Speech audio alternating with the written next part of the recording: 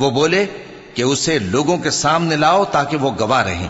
جب ابراہیم آئے تو بت پرستوں نے کہا کہ ابراہیم، بھلا یہ کام ہمارے معبودوں کے ساتھ تو نے کیا ہے؟ ابراہیم نے کہا، بلکہ یہ ان بڑے بت نے کیا ہوگا، اگر یہ بولتے ہوں تو ان سے پوچھ لو۔ انہوں نے اپنے دل میں غور کیا تو آپس میں کہنے لگے، بے شک تم ہی بے انصاف ہو۔ پھر شرمندہ ہو کر سر نیچا کر لیا۔ اس پر بھی ابراہیم سے کہنے لگے کہ تم جانتے ہو یہ بولتے نہیں۔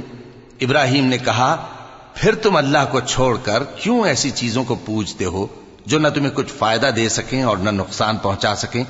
تف ہے تم پر اور جن کو تم اللہ کے سوا پوجتے ہو ان پر، کیا تم عقل نہیں رکھتے؟ تب وہ آپس میں کہنے لگے کہ اگر تمہیں اس سے اپنے معبودوں کا انتقام لینا اور کچھ کرنا ہے تو اس کو جلا ڈالو اور اپنے معبودوں کی مدد کرو۔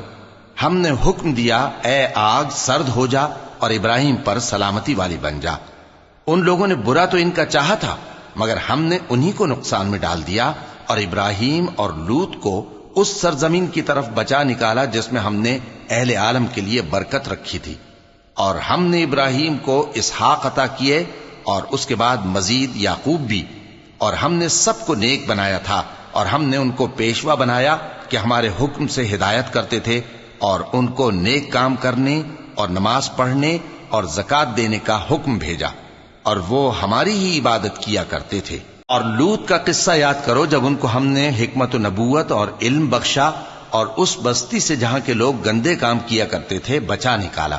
بے شک وہ برے اور بد کردار لوگ تھے، اور انہیں اپنی رحمت میں داخل کیا، کچھ شک نہیں کہ وہ نیک کرداروں میں تھے۔ اور نوح کا قصہ بھی یاد کرو، جب اس سے پیشتر انہوں نے ہمیں پکارا تو ہم نے ان کی دعا قبول فرمائی اور ان کو اور ان کے ساتھیوں کو بڑی گھبراہٹ سے نجات دی، اور جو لوگ ہماری آیتوں کی تکذیب کرتے تھے ان پر نصرت بخشی۔ وہ بے شک برے لوگ تھے، سو ہم نے ان سب کو غرق کر دیا۔